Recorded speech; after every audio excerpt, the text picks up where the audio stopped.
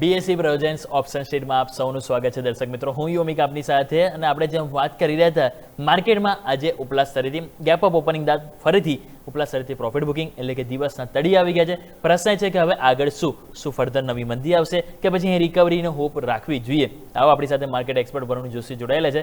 Varun sir, સૌથી પહેલાં તો સ્વાગત છે આપનું. ફરી એક વખત જણાવો કે હવે જે રીતે મોમેન્ટમ આપણને જોવા મળી રહ્યું છે માર્કેટમાં, સેન્સેક્સની વાત કરીએ છે 74,000 ઉપર સ્ટોક તમે જો ઓવરઓલ સેન્સેક્સ ઇન્ડેક્સ ગયું પરંતુ ટક્યું નહીં, ત્યાંથી તમે જો નીચે આવી ગયું. અત્યારે ઓલમોસ્ટ દિવસના લો તરફ 73,600 ની તરફ કારોબાર કરી રહ્યું છે. તો સર પહેલાં અહીંયા કઈ ઇમ્પોર્ટન્ટ લેવલ છે, શું વ્યૂ આપ ધરાવી રહ્યા છો, બાય ઓન ડીપ કરવું જોઈએ કે નહીં સર?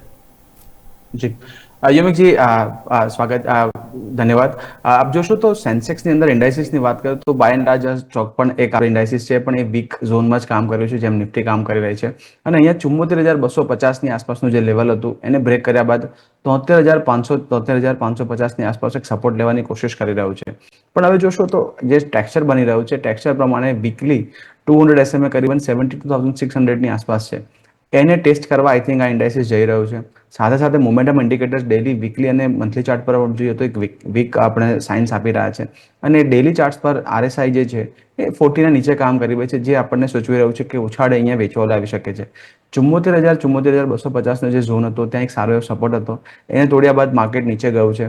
અને હવે ફરી વખત જે સપોર્ટ ઝોન હતું એ હવે રેઝિસ્ટન્સનું કામ કરી રહ્યું છે. અને ત્યાં જ્યારે પણ ટચ થાય છે ઇન્ડાઇસીસ, ત્યાં એક વેચવાલી આપણને જોવા મળી રહી છે. હાલ ફિલહાલ જ્યાં સુધી 74,120 જે 24 EMA છે ડેલી ચાર્ટ્સની, એની પર ક્લોઝ નથી આવતો ત્યાં સુધી આપણને સેલ ઓન રાઇઝના ટ્રેડ જોવા મળશે. ઓકે, તો સેલ ઓન રાઇઝનું આપણને ટ્રેડ અહીંયા જોવા મળી શકે. સેન્સેક્સની આપણે વાત કરી, થોડું સ્ટોક સ્પેસિફિક વાત કરીએ તો આજના દિવસે તમે જો જે રીતે મોમેન્ટમ જોવા મળ્યું છે. શરૂઆત કરીએ ટાઇટનથી. નિફ્ટીની કંપની તમે જો તો આજે અહીંયા દબાણ જોવા મળે છે. અહીંયા તમે જુઓ તો ઓલમોસ્ટ બીએસસી ઉપર આપણને 4,114 રૂપિયા ઉપર આજુબાજુ કારોબાર જોવા મળે છે. 0.2% તમે જો કમજોરી છે. અને આજે તમે જો ડેલી ચાર્ટમાં આપણને 10 ડેમાં 50 ડેમાં બંને નીચે ફરી સ્ટોક્સ આવતો જોવા મળી રહ્યો છે. તો સર એક વખત ટાઇટન નજર કરો, જે રીતે 3 દિવસથી સ્ટોક્સ પડી રહ્યો છે, શું લાગે છે કે અહીંયા ફર્ધર આપણે ફ્યુચર ઓપ્શનમાં શોર્ટ પોઝિશન બનાવ્યું તો લાગે છે કે હજુ વીકનેસ જોવા મળી શકે સર? જી, બાય એન્ડ લાર્જ યોમિકજી, ટાઇટનની અંદર જોઈએ તો ટાઇટન એક રેન્જમાં કારોબાર કરી રહ્યો છે. ઉપરની ઝોન જોઈએ તો એક મોટી રેન્જ છે 4500, અને નીચેની આપણે જોઈશું તો કરીબન 3800 3900 ની આસપાસની છે. હવે જે ન્યૂઝ આવ્યા હતા, જે મોદી સરની આપણી જે અપીલ હતી, તેના બાદ ગોલ્ડ સ્ટોક્સમાં આપણે જોયું તો એક સેલ ઓફ જોવા મળ્યો હતો. 200 SMA જે ટાઇટનની છે કરીબન 3977 ટુ બી વેરી પ્રિસાઇઝ, ત્યાંથી ટાઇટને જે સ્ટોકે એક સપોર્ટ લીધો અને ત્યાંથી એક બાઉન્સ આવ્યો હતો. એમના જે મેનેજમેન્ટ ગાઈડન્સ આપ્યું હતું અને જે રેવન્યુ છે 2030 સુધી, FY 2030 સુધી ડબલ થઈ જશે એના રેવન્યુ બાદ સ્ટોકમાં એક સારી એવી અપમૂવ જોવા મળી હતી. હાલ ફિલહાલ એક નેગેટિવ ક્રોસ હોવાને લીધે ત્યાંથી એક સેલિંગ પ્રેશર જોવા મળ્યું છે. અને બિલકુલ અહીંયા એક નવી શોર્ટ પોઝિશન જો આપણે ક્રિએટ કરવી હોય તો કરી શકાય છે. સ્ટોપ લોસ આજે આપણે જોશું તો 2% ની આસપાસ અત્યારે માઇનસ છે ઓલરેડી સ્ટોક, તો અત્યારે સ્ટોપ લોસ થોડો દૂરનો થઈ જશે.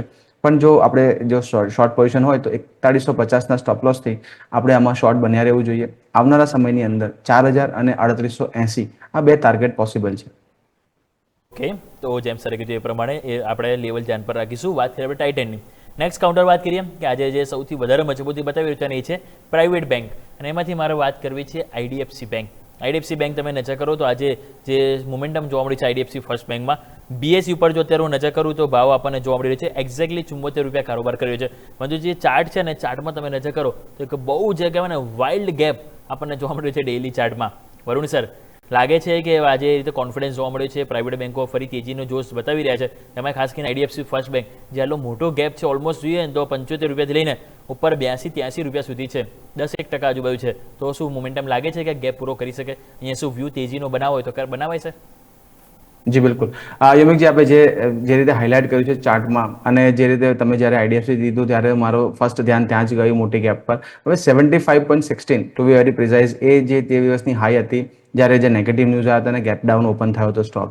હવે જો 75.15 એટલે આપણે બીજા 15-20 પૈસા આપી દઈએ તો 75.50 આ ઝોન જો ક્રોસ કરે છે તો પછી એક મોટું શોર્ટ કવરિંગ આવી શકે છે. અને બિલકુલ જે બેઝ હતો કરીબન 79-80 ની આસપાસનો, એ ઝોનમાં આવી શકે છે. સ્ટોક આપ જોશો તો જે નેગેટિવ ન્યૂઝ આવ્યા હતા, જે કોર્પોરેટ ગવર્નન્સના ન્યૂઝ આવ્યા બાદ સ્ટોક એક ડાઉન ટ્રેન્ડમાં હતો. હવે આપ જોશો તો સ્લોલી ગ્રેજ્યુઅલી સ્ટોક એક હાયર લોઝના પેટર્ન બનાવે છે. અને જે એક રેઝિસ્ટન્સ હતું 70 ની આસપાસનું એ ક્રોસ કરીને અત્યારે 74 ની આસપાસ ટ્રેડ કરી રહ્યો છે. બિલકુલ આપણે જો ઘટાડો આવે 72 ની અરાઉન્ડ તો આપણે બાય કરી શકીએ છીએ. ફર્સ્ટ ટાર્ગેટ વુડ બી 75.50, એની પર ક્લોઝ થવામાં સફળ રહે છે તો 80 સુધીના આપણને લેવલ્સ મળી શકે છે. અને બાય એન્ડ લાર્જ આપ જોશો તો બધી જ બેંક્સમાં આપ સારો એવો કારોબાર આપણે જે સ્મોલ બેંક્સ છે એમાં સારો એવો કારોબાર જોવા મળ્યું હતું. આ જ એક બેંક છે જે અંડર પરફોર્મર રહી ગઈ હતી. હાલાકી હવે મેનેજમેન્ટના જે પણ અત્યારે ગાઈડન્સને જે રીતે મેનેજમેન્ટની કોમેન્ટ્રી આવી રહી છે એ પ્રમાણે હવે જે કોર્પોરેટ ગવર્નન્સ ઇસ્યુ હતું એ કોઈ પર્ટિક્યુલર બ્રાન્ચ સુધી હતું, ના કે એક હોલ એક બેન્કિંગ સિસ્ટમમાં.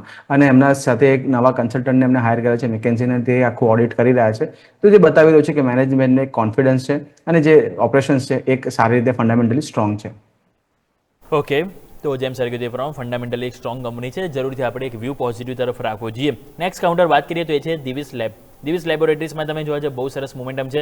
સ્ટોક્સમાં તમે જુઓ તો આજે આપણને 0.4% તેજી, 6,760 ને પાર તમે જુઓ બીએસસી પર આપણને કારોબાર કર્યો છે. છેલ્લા 3-4 દિવસથી તમે જુઓ જે કે રેન્જ બાઉન્ડને ઘટાડો આવતો હતો એમાં આપણને જોઈએ તો આજના એક દિવસની તેજીમાં સરસ મોમેન્ટમ આપણને જોવા મળે છે. 10 ડેમાં ઉપર ફાઇનલી ક્રોસ ઓવર આપણને જોવા મળ્યું છે. તો દિવીસ લેબોરેટરી સર, અહીંયા તમને લાગે છે કે આજની તેજી બાદ અગર ફ્યુચર્સમાં લોંગ કરવું હોય તો કરી શકાય સર? જી, યુમિક જે નિફ્ટી ફાર્મા અને નિફ્ટી હેલ્થકેરના આપ જોશો તો ઇન્ડાઇસીસ બ્રેકઆઉટ આપીને અત્યારે એક સારા એવા કારોબાર કરી રહ્યા છે. અને એમાં જે લીડરશિપ ધરાવતો સ્ટોક તો ડિવિઝ લેબ, એ આપ અર્નિંગ્સ બાદ જોશો તો ત્યાંથી એક રિજેક્શન આવ્યો છે. બાય એન્ડ લાર્જ આપ ડિવિઝ લેબનો ચાર્ટનું સ્ટડી કરીએ તો લાસ્ટ 1 યરથી સ્ટોક એક રેન્જમાં છે. કરીબન 7,071 આસપાસના જે હાઈ બન્યા હતા, ત્યારબાદ 5,800 આસપાસનો એક બેઝ બન્યો છે. અને આ રેન્જની અંદર 5,800 થી 7,000 આસપાસના એક રેન્જમાં કારોબાર કરી રહ્યો છે.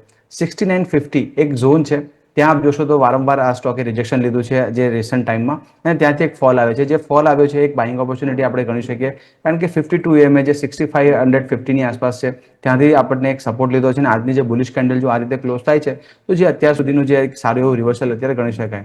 અહીંયાથી જો સ્ટોક ચાલવામાં સફળ થાય છે તો ફર્સ્ટ હર્ડલ 6950 રહેશે, અને એના બાદ 7,070, અને પછી સ્ટોક એક અનચાર્ટેડ ટેરેટરીમાં છે. મંથલી અને વીકલી ચાર્ટ પર આપ જોશો સ્ટોક એક સારી રીતે પોઇઝ થયો છે.